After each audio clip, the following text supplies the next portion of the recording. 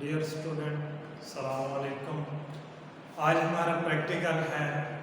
Practical number जो है वो 13 है। जैसा कि आपको पता है कि हमारा टॉपिक चल रहा है मोटर्स के हवाले से। आज हम मोटर के स्टेटर में जो वाइंडिंग के हवाले से चीज़ें हैं उनको हम डिस्कस करेंगे और प्रैक्टिकली हम उनको देखेंगे। उनमें सबसे पहली चीज़ जो आती है वो टर्न आती है। टर्न क्या चीज़ है कि एनेबल कॉपर वायर है वो जहाँ से उसका सिरा शुरू हुआ और जहाँ से वापस एक चक्कर काट के वो उसका एक टर्न कहलाएगा।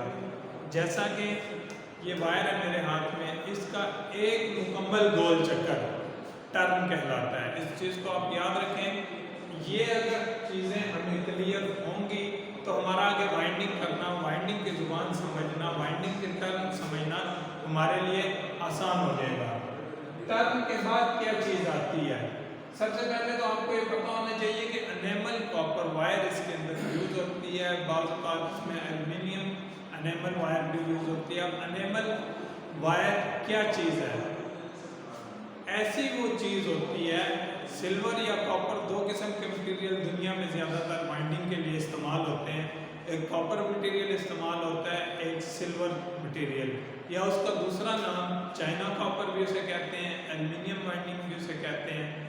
और उसमें फ़र्क क्या होता है कि कॉपर वाइंडिंग जो है वो अच्छी क्वालिटी की होती है, एल्युमिनियम वाइंडिंग या चाइना कॉपर जिसे हम कहेंगे वो हल्की क्वालिटी की होगी।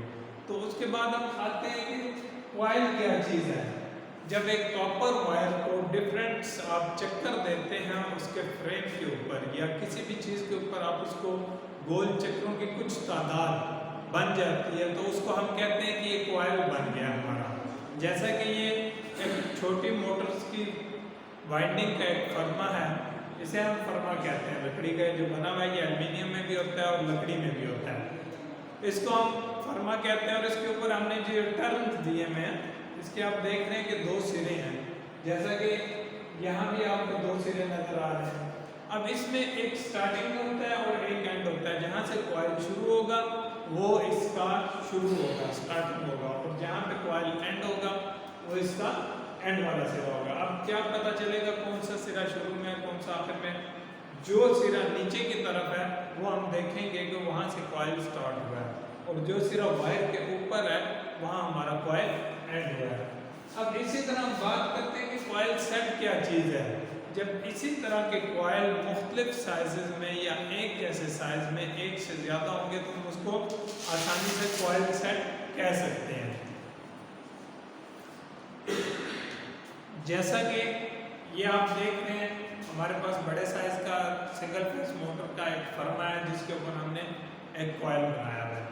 ये एक कॉइल है, फिर उससे बड़ा कॉइल है, फिर उससे बड़ा, उससे बड़ा, यानी 1 2 3 4 5 स्टेप का ये हमारे पास कॉइल सेट है। जैसा कि यहाँ आपको मैंने पिक्चर में बना के दिखाया, छोटा कॉइल है, उससे बड़ा, फिर उससे बड़ा। इसी तरह as per requirement 3 coil set भी हो सकता है, 4 कॉइल सेट भी हो सकता है, 2 कॉइल सेट भी हो सकता है, 5 कॉइल सेट भी हो सकता है।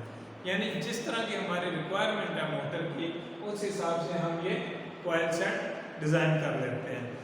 उसके बाद आती है चेन वाइंडिंग।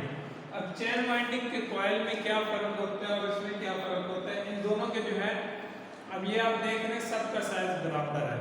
चेन वाइंडिंग में हमेशा एक जैसी पिच इस्तेमाल होती है, उसमें पिच डिफरेंट नहीं होती।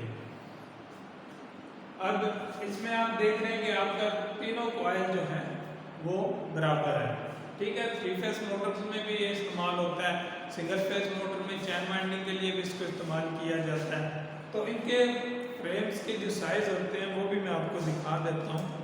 एक ये छोटा साइज़ इस्तेमाल होता है, आमतौर के पर जो है ये पेडिस्टल फैन की वाइंडिंग में फ्रेम इस्तेमाल होता है।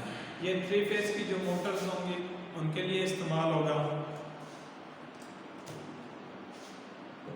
इसी तरह 3 आस पावर की मोटर, 1 आस पावर से लेकर 3 आस पावर की मोटर तक इस तरह के फ्रेम्स इस्तेमाल होंगे।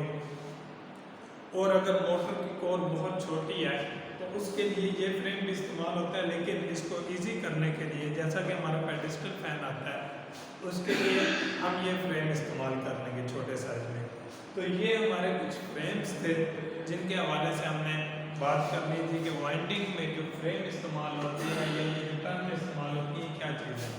अब उसके बाद हम बात करते हैं कि कॉइल्स को जब हमने स्लॉट में डालना होता है तो क्या चीज़ होती है, किस तरह से होता है।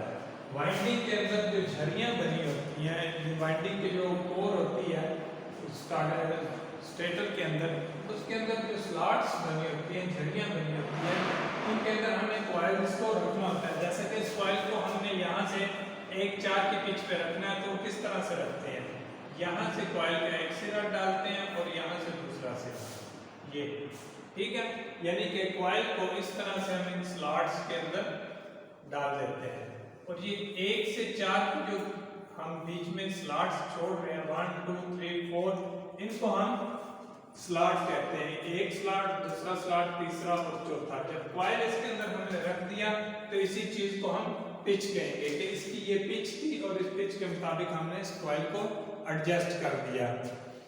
इसी तरह कोर के हवाले से आपको बताया था कि वाइंडिंग की जो लैमिनेशन कोर्स को जब मिला दिया जाता है तो उसको हम स्टेटर कहते हैं, और ये इसके जो है इसके अंदर जब कॉइल हम रख देते हैं एज पर फार्मूला या एज पर हम जो पुरानी वाइंडिंग निकालते हैं, अब उसमें लाजमी नहीं है कि 1 से 4 की पिच हो, कभी 1 से 2 की पिच भी आती है, कभी 1 से 6 की पिच भी आती है। यानी मुख्तलिफ पिच हमारे सामने मोटर्स की आती है जो हमने पहले से कॉपी की होती है। जब भी हम कोई पुरानी मोटर खोलते हैं उसके कॉइल सेट, उसकी पिच, उसका टर्न जो है वो हम कॉपी कर लेते हैं और उसके बाद आसानी से फिर हम उसी वाइंडिंग के ऊपर या उसी डाटा के ऊपर मोटर को दोबारा कॉपी करते हैं।